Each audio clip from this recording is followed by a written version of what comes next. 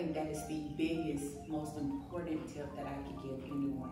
One of the things that I see will kill a deal on its face, no questions asked, it just stops everything, is the abstract, which is the title word. Tip number one, I always tell people, running your name at the courthouse is free. And so if you know you are interested in buying a home, go to your local district court, okay, and run your name in the mortgage records and the conveyance records. I say the mortgage records mainly because that is where all the judgments and liens will be filed against you. And that's what I will find. And so a lot of times people have everything lined up. They have the financing, they have found the perfect home with the perfect deal. Everything is just moving smoothly until it gets to the title. And I have to tell them, I'm sorry, back in 2-3 years ago, 5 years ago, there was a judgment that was filed against you. And now we need to figure out how much this judgment will cost to be counseled, because we have to satisfy the judgment. You cannot buy property with a judgment or a lien against you. And so I tell everyone, if you're looking to buy a house or if you're looking to sell your house, run your name and make sure that your name is free without any liens, and that you, even as a seller, your name has to be free, because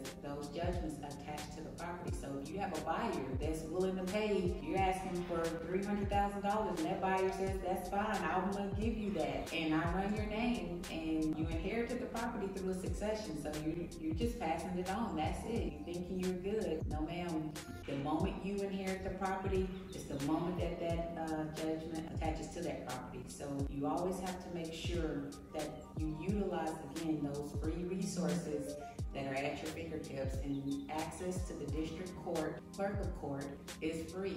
To go in and use their computer to run your name is free. And so you ask them, look, I want to run my name in the mortgage records to see if I have any judgments against me, and anything that's filed in their records will populate, and you ask them to print your copy off. You go ahead and do your work, because once we get ready to do our part, it's going to come. It's not hiding from us. It's a part of the public record, so we will find it, and it will have to be addressed at some point. So I think that is the biggest, most important tip that I can give anyone. Do your research on yourself first before you even start this other things, because that will kill the whole deal. You don't have the financing to pay it off.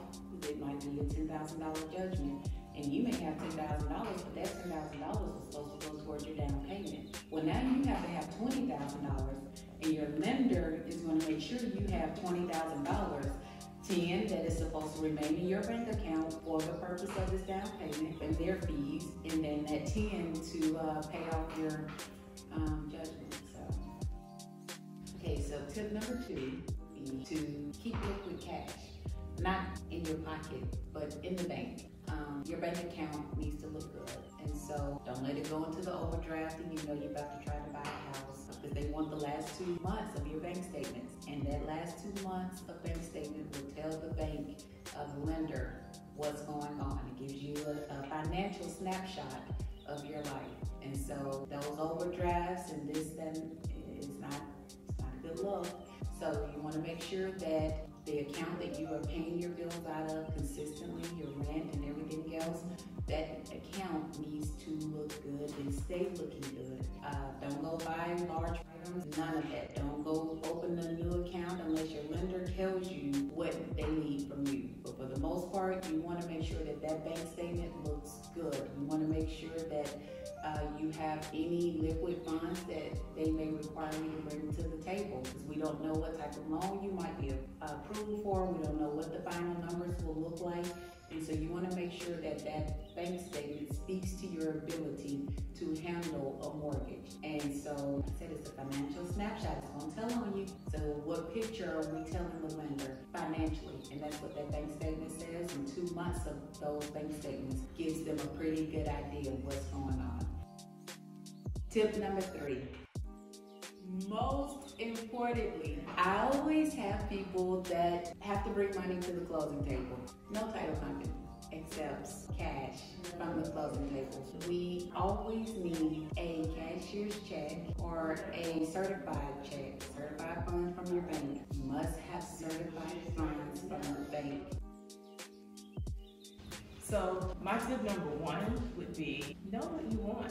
Know how many bedrooms, baths, the basics, the area that you want to be, the amenities that you need to be around you. Maybe you want to be out and away, or maybe you want to be in the center of everything. But make yourself a list. Your lifestyle right now, what would make your lifestyle that much better? If you had, make that list, What are those things that you would love to have? Also, what would 10 plus that list? So some people, maybe that's if I had a pool, or if I was in a townhouse community where you had this or that. Name those things and then determine what would make it even better if I had those things. And then stick to it. If something changes, make sure you're working with your real estate agent and tell them exactly what it is that you're wanting to make a shift on. Maybe you've seen a couple of houses and you thought you wanted this or that, and then you decided, I thought that was what I wanted, now it's not really what I want.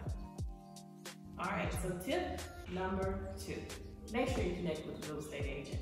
That real estate agent has probably seen the house that you're thinking about purchasing, or they've seen lots of houses that are similar to what you have on your list. Tip number 1. So that list of properties that you think you'd be most interested in, or the style of that property, that agent may have already seen them and can take you directly to that property. And we as real estate agents, we're looking at houses all the time. So if there's something that we look at, it didn't work for that buyer, or even if the buyer has not written an offer on it yet, that means that property's still available. So we can let you know, hey, I just saw a property, I think you need to look at it today at 5:30. Are you available? So your agent is gonna help you to make that happen, a lot faster. So connect with your agent and let your agent know when things change for you so that we can keep up with everything. Tip number 3, know that this is an emotional process, and it could be you going to the lender and the lender doesn't qualify you right now. Please don't take that out on your real estate agent. Your real estate agent didn't create your debts. Your real estate agent didn't create maybe the deficit or judgments or liens that are against you, or even say that you are only qualified at this price point when you thought you'd be qualified for a higher price point. Just know that it has nothing to do with your real estate agent, and don't get upset and leave your real estate agent because you didn't get what you wanted. It had nothing to do with that person. Also, with emotions, you actually write your first offer, or when you write an offer and now it's been accepted, there's a great possibility that you're going to have buyer's remorse. It's normal. It's normal for you to be a little bit leery, anxious, or maybe you feel like maybe you didn't make the right decision. Whatever that is, just know it's normal. Most buyers go through that. After we've got an accepted offer, in 20 minutes, 3 hours later, or the next day, they may call me back and say, I don't know if I made the right decision. It's normal. Once you go through the home inspection process, you get a chance to go back to the house, get a feel for it again, then things are usually okay. Here's another part of those emotions. Remember, the house is for you, or for you and your family. Don't let everybody else tell you what you should be doing when it comes to purchasing your property. You make that decision for yourself. So if you want to know more about home buying, direct message me or check out my most recent videos.